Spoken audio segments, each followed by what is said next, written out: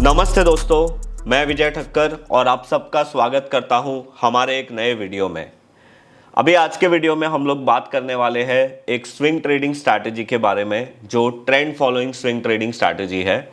और ये स्ट्रैटेजी सीखने के बाद आप कैसे 5 मिनट में अपने ट्रेड को प्लान कर सकते हो, उसके बारे में मैं बताऊंगा। बट उससे पहले मैं आप लोगों को एक डिस्क्लेमर दे देता हूं कि ये वीडियो में मैं आप लोगों को मेरी एक स्विंग ट्रेडिंग स्ट्रैटेजी की मेथड बता रहा हूं। मैं आप लोगों को कोई भी बाइंग सेलिंग रिकमेंडेशन नहीं दे रहा हूँ। यहाँ पे मैंने जो भी स्टॉक्स के एग्जांपल शेयर मैं आप लोगों के साथ करने वाला हूँ ना, वो पहले के हैं। मतलब 3-4 महीने से, क्या मतलब मैं बोल सकता हूँ कि 1 साल पहले के हैं ये सारे एग्जांपल।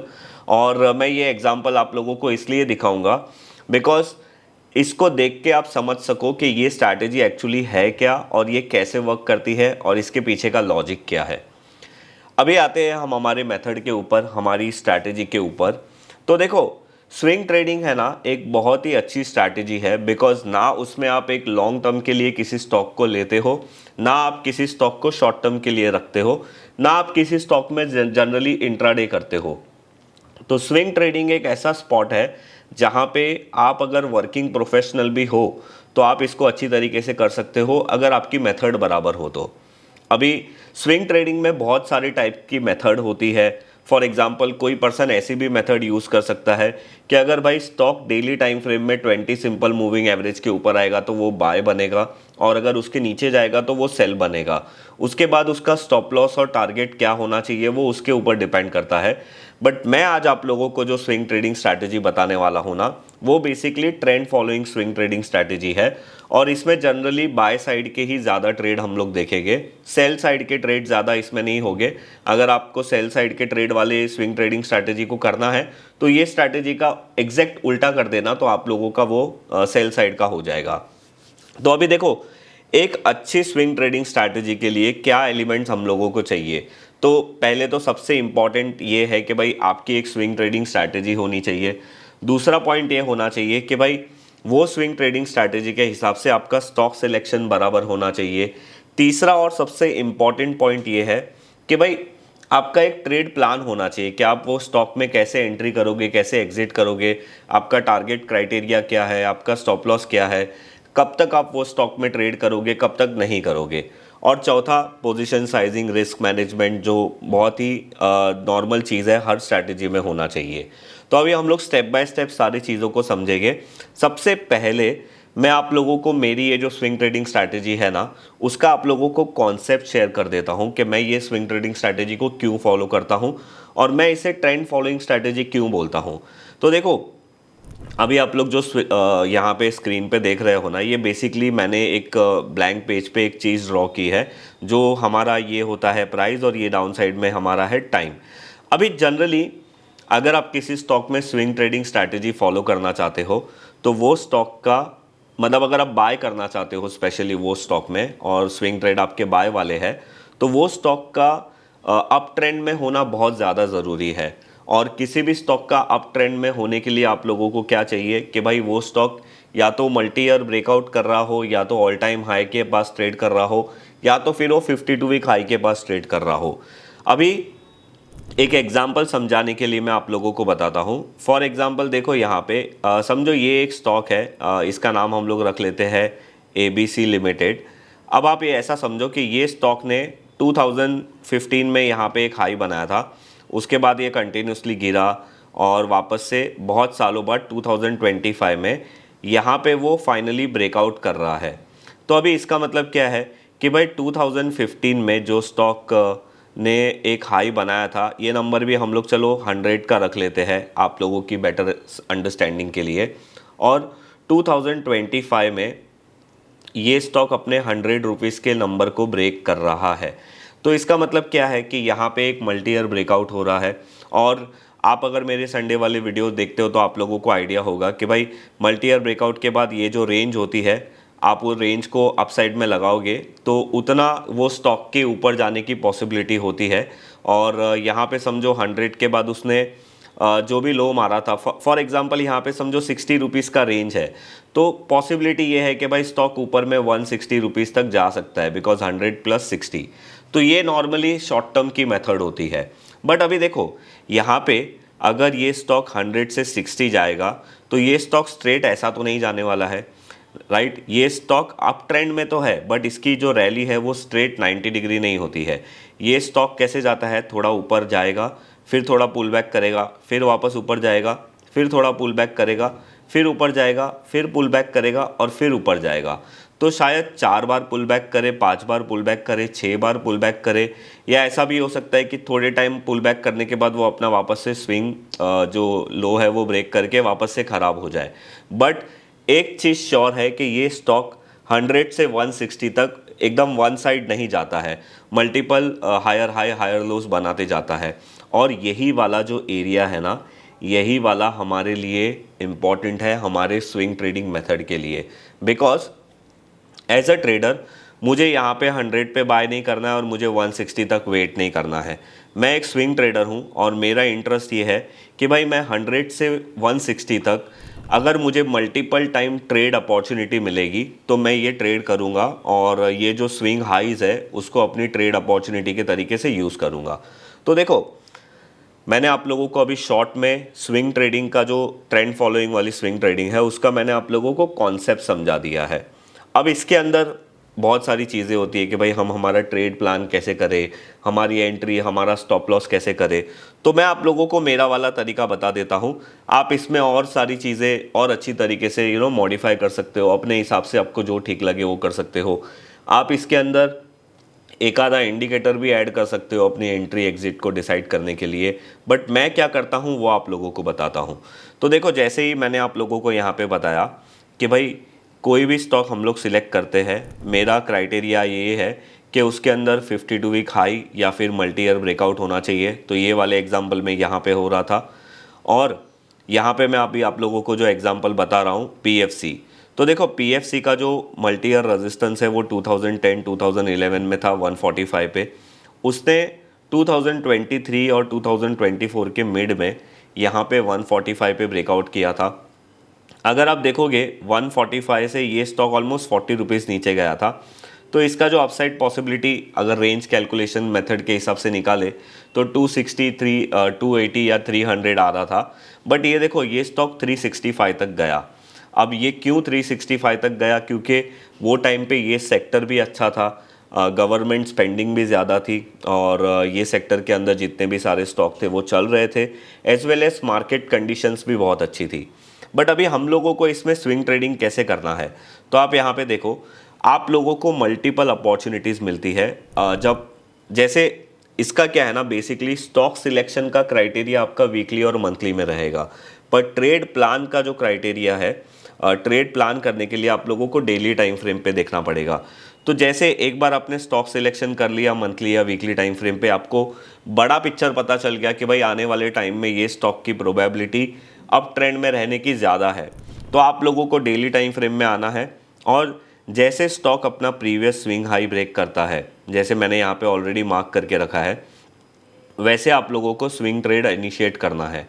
और यहाँ पे देखो, समझो आप यहाँ पे एंटर करते हो 100 रुपीज़ में, तो आपको आपका स्टॉप लॉस, मतलब स्विंग ट्रेडिंग स्ट्रैटेजी में है ना, जनरली 1:2, 1:3, 1:4 और 1:4 से ज़्यादा रिस्क टू रिवॉर्ड वाले रेशियो वाले जो ट्रेड है ना, वो बहुत रेयर होते हैं। आपको हर ट्रेड में उतने रिस्क टू रिवॉर्ड वाले रेशियो वाले ट्रेड नहीं मिलेंगे। बट एक बेसिक कॉन्सेप्ट हम समझ के चलते हैं कि हम हमारे स्विंग ट्रेडिंग मेथड में 1:2 रिस्क टू रिवॉर्ड रेशियो का स्विंग ट्रेड, बेसिकली हम लोग इससे नीचे तो जाएंगे ही नहीं।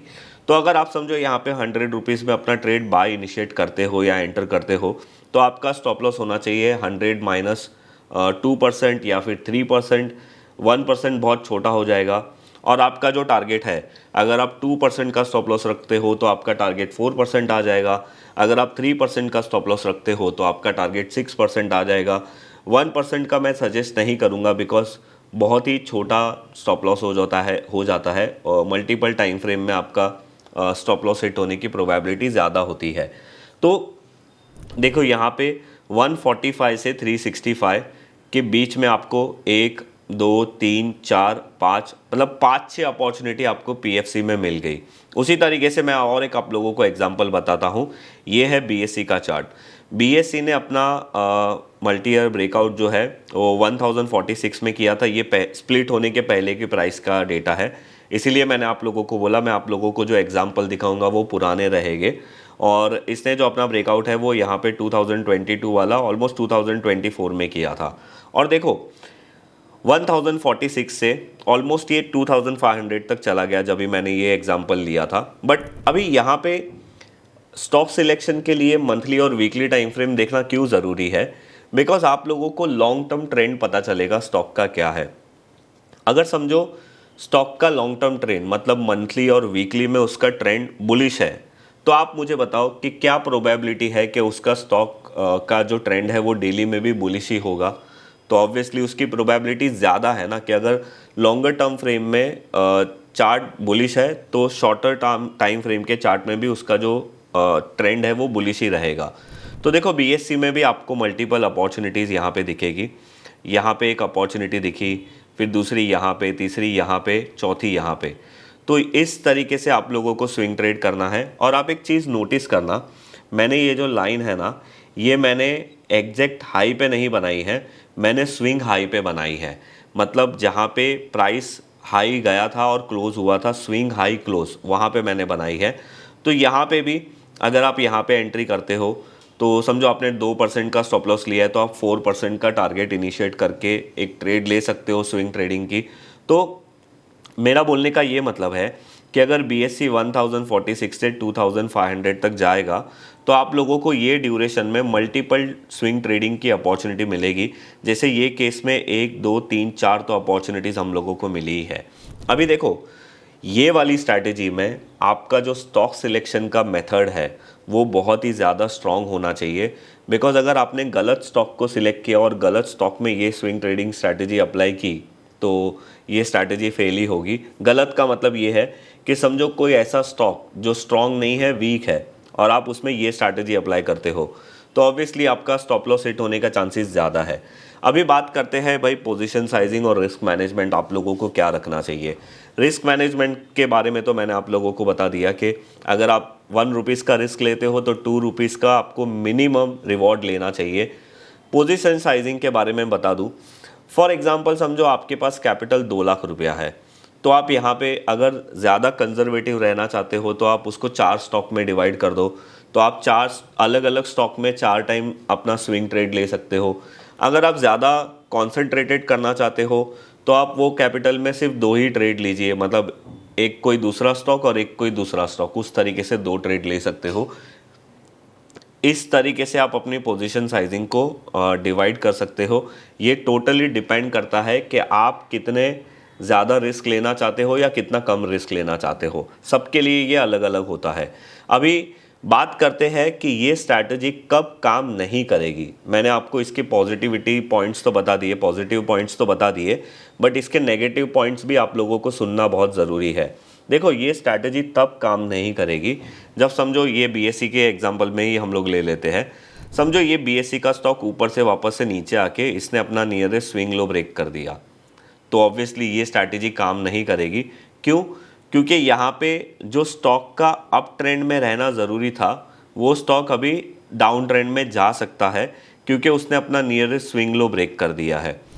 पॉइंट नंबर 1 ये है कि अगर कोई भी आपका stock nearest swing low break कर देता है तो आपको उसमें स्विंग ट्रेड करना बंद कर देना चाहिए। बिकॉज जो रीज़न से हमने उसको सिलेक्ट किया था कुछ टाइम पहले तब वो स्ट्रॉन्ग था और अब वो शायद वीक या साइडवेज हो जाएगा। तो अगर कोई आपका स्टॉक सडनली वीक हो गया या साइडवेज में चला गया तो आपकी ये स्विंग ट्रेडिंग स्ट्रैटेजी बिल्कुल भी काम नहीं करेगी। और दूसरा पॉइंट कब ये काम नहीं करेगी, समझो जैसे मार्केट में कोई इशू आ गया, जैसे अभी इजराइल और ईरान का वॉर का चल रहा है प्रॉब्लम, समझो मार्केट में ही कुछ प्रॉब्लम हो गया, ओवरऑल पूरा मार्केट, वर्ल्ड का मार्केट नीचे गिर रहा है तो हमारा भी मार्केट नीचे गिरने लगेगा। तो वैसे सिचुएशन में भी कितने भी स्ट्रॉन्ग स्टॉक हो आपकी स्ट्रैटेजी ये काम नहीं करेगी। तो हमेशा आपको ये चीज़ ध्यान रखना चाहिए। This is not only related to यही स्विंग ट्रेडिंग स्ट्रैटेजी, आपको ये चीज़ हमेशा ध्यान रखना चाहिए। और मैं ये हमेशा बोलता हूँ कि मार्केट में है ना बहुत सारे साइकिल्स चलते हैं। कभी मार्केट ऑप्शन सेलर्स के लिए अच्छा होता है, कभी मार्केट ऑप्शंस बायर के लिए अच्छा होता है। कभी मार्केट वैल्यू इन्वेस्टर्स के लिए अच्छा होता है, कभी मार्केट ग्रोथ इन्वेस्टर्स के लिए अच्छा होता है। कभी मार्केट में जो अपसाइड का मूवमेंट है वो बहुत अच्छा होता है, तो वहाँ पे आप मोमेंटम इन्वेस्टिंग या मोमेंटम ट्रेडिंग कर सकते हो। और कभी मार्केट ट्रेंड फॉलोइंग स्ट्रैटेजीज़ के लिए अच्छा होता है। तो ये स्ट्रैटेजी तभी ज़्यादा चलेगी जब मार्केट में एक अच्छी ट्रेंड फॉलोइंग टाइम चल रहा हो। उसके अलावा ये स्ट्रैटेजी काम नहीं करेगी। और मेरा एक्सपीरियंस ये बोलता है कि इसका मतलब ये नहीं है कि ये स्ट्रैटेजी ख़राब है। हम लोगों को अगर समझ में आ जाता है, जैसे अगर स्टॉक ने अपना नियरेस्ट स्विंग लो ब्रेक कर दिया, अगर निफ्टी या सेंसेक्स ने अपना नियरेस्ट स्विंग लो ब्रेक कर दिया, तो आप थोड़े टाइम के लिए अपनी स्विंग ट्रेडिंग स्ट्रैटेजी को स्टॉप कर दीजिए।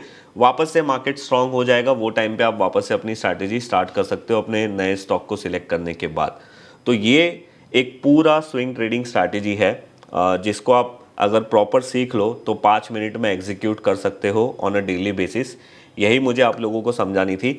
और इसके रिलेटेड मैं अपने यहाँ पे एक वेबिनार लेके आ रहा हूँ 6 जुलाई को।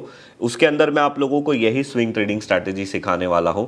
थोड़ा और डिटेल में हम लोग यहाँ पे बात करेंगे। अभी जनरली मैं यूट्यूब में वीडियो बनाता हूँ तो मैं 15-20 मिनट से ज़्यादा का वीडियो नहीं बना सकता, बट वहाँ पे वेबिनार में मैं आप लोगों के साथ ये स्ट्रैटेजी की पूरी सारी चीज़ें डिटेल में शेयर करूँगा। उसके बाद आपके जो भी क्वेश्चंस रहेंगे, जो भी आपका डाउट रहेगा, वो वहाँ पे मैं शेयर करूँगा। तो अगर आप लोगों को ये trend following swing trading strategy के लिए वेबिनार में रजिस्टर करना है तो उसकी लिंक मैं नीचे डिस्क्रिप्शन में दे दूंगा, आप वहाँ पे जाके रजिस्टर कर सकते हो। अदरवाइज मैंने आप लोगों को कॉन्सेप्ट तो पूरा यहाँ पे बताया ही दिया है। इसके अलावा there is no other new thing जो आप लोगों को वहाँ पे सीखने मिलेगी। बट हाँ, डेफिनेटली ये मैं आप लोगों को बोल सकता हूँ कि और भी बहुत सारी ऐसी छोटी छोटी चीज़ें हैं जो मैं वहाँ पे वेबिनार में बताऊँगा, जो ये स्ट्रैटेजी को प्रॉपरली एग्जीक्यूट करने में आप लोगों को काम आएगी। जैसे स्टॉक सिलेक्शन हो गया, कभी वो स्टॉक को स्विंग ट्रेड करना छोड़ना चाहिए, और क्या कैसे टाइप के स्टॉक सिलेक्ट करने चाहिए, वो सारी चीज़ें। तो सही है। अगर आप लोगों को ये वीडियो हमारा अच्छा लगा है तो आप हमारे वीडियो को लाइक और शेयर ज़रूर करिए। अगर आप हमारे चैनल पर नए हो तो हमारे चैनल को सब्सक्राइब ज़रूर करिए। और आप भी मुझे नीचे कमेंट्स में बता सकते हो कि क्या आपको ये लॉजिक कैसा लगा स्विंग ट्रेडिंग स्ट्रैटेजी का, और आप कौन सी स्विंग ट्रेडिंग स्ट्रैटेजी फॉलो करते हो। नीचे मुझे कमेंट्स में ज़रूर बताइए। मैं आप लोगों को मिलूंगा ऐसे ही कोई नेक्स्ट वीडियो में। तब तक के लिए बाय बाय।